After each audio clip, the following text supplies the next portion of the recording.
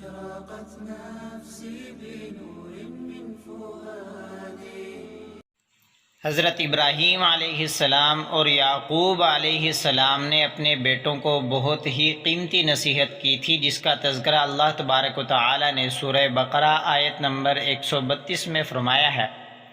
اس کا ترجمہ یہ ہے کہ اور ابراہیم اور یعقوب علیہ السلام نے اپنے بیٹوں کو اس بات کی وصیت کی کہ اے میرے بیٹو،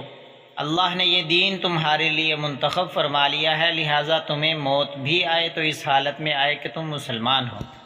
حضرت ابراہیم علیہ السلام اور حضرت یعقوب علیہ السلام نے اپنے بیٹوں کو دین اسلام کی پیروی کرنے اور حالت اسلام پر زندگی بسر کرنے کی تلقین فرمائی،